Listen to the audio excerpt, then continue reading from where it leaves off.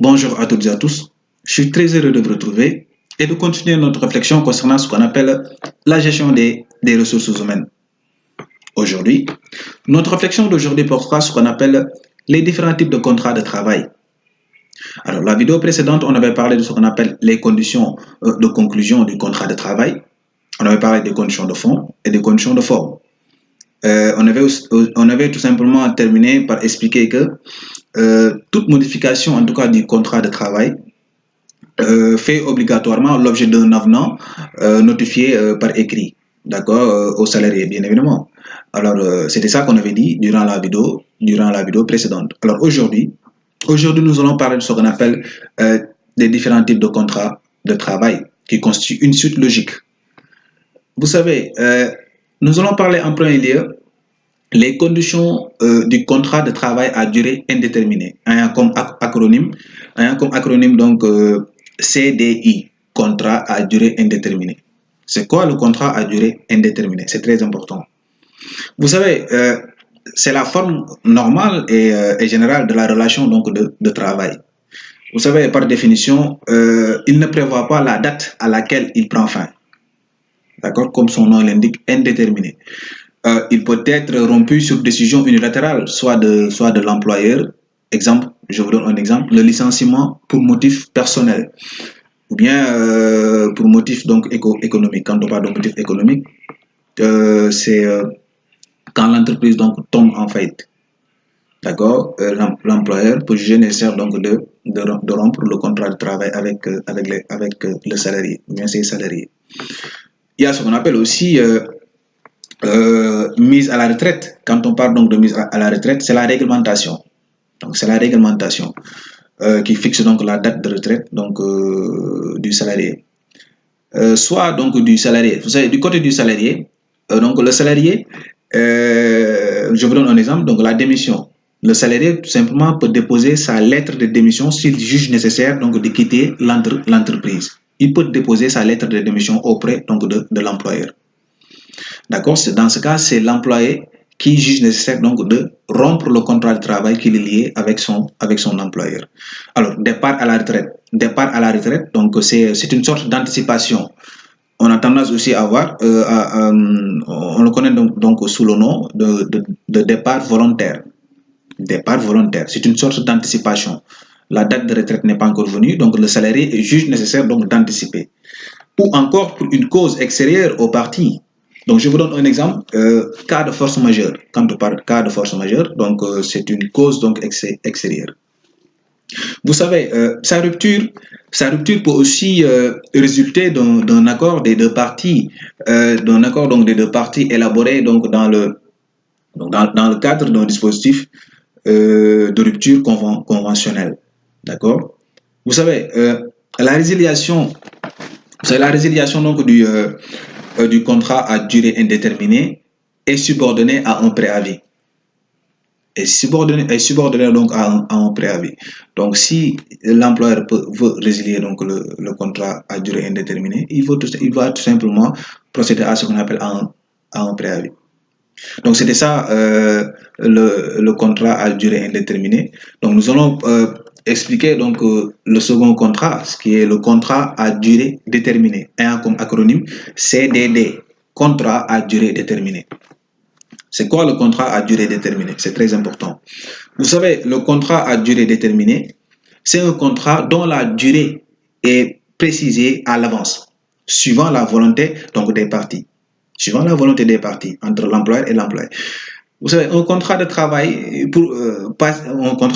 travail donc passé à l'exécution d'un ouvrage déterminé ou la réalisation donc d'une entreprise donc dont la durée ne peut être préalablement évaluée avec précision et assimilée à un contrat à durée déterminée.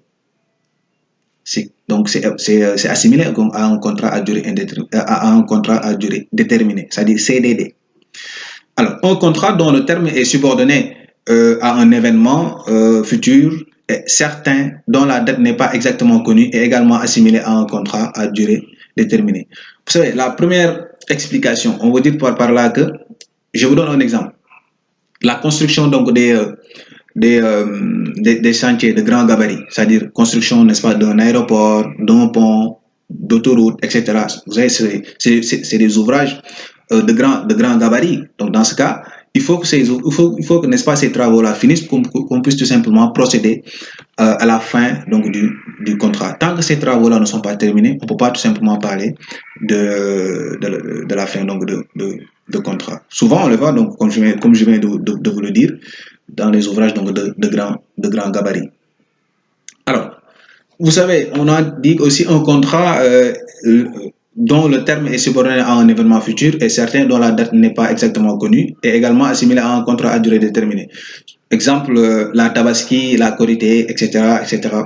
Si la fin, n'est-ce pas, du contrat coïncide avec la Tabaski ou bien la Korité, etc., dans ce cas, oui, le contrat va finir. Peu importe la date, n'est-ce pas, de l'événement. Si la date coïncide avec ce qu'on appelle un événement, bien évidemment, donc ce contrat donc, va prendre fin. Le contrat ne va pas tenir compte si c'est Tabaski, si c'est Noël, etc., etc. Ça va simplement terminer. Vous savez, aucun travailleur ne peut conclure avec la même entreprise plus de 2 contrats à durée déterminée. Vous ne pouvez pas signer à la fois 2 contrats. Vous avez droit à un seul contrat de travail. Ni renouveler plus d'une fois un contrat à durée donc déterminée. Vous ne pouvez pas aussi renouveler le contrat plus d'une fois. Le Code du travail dit le contrat de travail est renouvelable qu'une seule fois. Vous avez droit à renouveler le contrat qu'une seule fois. Donc, vous ne pouvez pas donc procéder au renouvellement qui dépasse, n'est-ce pas, une seule fois. D'accord? C'est interdit par le Code du travail. Donc, la continuation donc, des services en dehors des cas prévus à l'alinéa précédent constitue donc de plein droit l'exécution d'un contrat de travail à durée indéterminée. C'est très important donc de comprendre cela. Vous savez, en droit, on dit quand il y a un principe, il y a exception. D'accord? Vous savez, les dispositions que je viens tout simplement d'énumérer ne s'appliquent pas aux travailleurs engagés à l'heure ou à la journée pour une occupation de courte durée n'excédant pas une journée, c'est-à-dire les journaliers. D'accord? On peut tout simplement procéder autant de renouvellement. On peut renouveler, tout simplement, signer, renouveler, etc. Donc, ils ne sont pas concernés par les dispositions que je viens tout simplement d'énumérer. Aussi, au travers saisonniers engagés pour la durée d'une campagne, d'accord, pour la durée donc d'une campagne agricole, commerciale, artisanale, industrielle, etc., etc. Aussi, les dockers aussi pour des travaux donc de manutention à l'intérieur de l'enceinte des ports. D'accord, ils ne sont pas concernés par ces dispositions-là. Et aussi, nous avons aussi les travailleurs engagés pour assurer le remplacement provisoire d'un travailleur de l'entreprise en suspension légale de contrat de travail. Donc, ils vont assurer l'intérim. C'est les intérimaires. Les intérimaires, donc, ils ne sont pas concernés par ce qu'on appelle les dispositions. D'accord? Vous savez, le contrat de travail à durée déterminée doit être constaté par écrit. C'est très important. L'écrit a ce qu'on appelle une réelle valeur juridique. D'accord? À défaut d'écrit, il est présumé conclu pour une durée déterminée. Indéterminée, excusez-moi. Voilà. Si vous ne procédez pas à l'écrit, donc, ce qui veut dire que ce contrat-là est présumé conclu pour une durée indéterminée. Et dans ce cas, vous aurez tort. Si vous avez signé, dans ce cas, vous allez sécuriser en tout cas le contrat de travail. D'accord?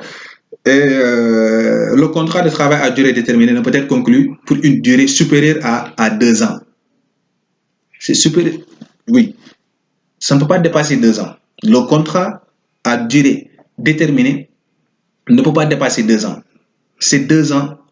Voilà, arrivé, n'est-ce pas, ces 2 ans-là, si l'employeur décide donc de renouveler, donc il peut procéder au renouvellement, mais qu'une seule fois, pas plus. D'accord? Je pense que je l'avais expliqué durant, n'est-ce pas, la vidéo précédente, qu'il faut procéder à l'écrit dès l'instant que vous signez un contrat. Dès l'instant que vous signez un contrat. Je suis très content, je suis très ravi que vous prêtez attention à ma vidéo.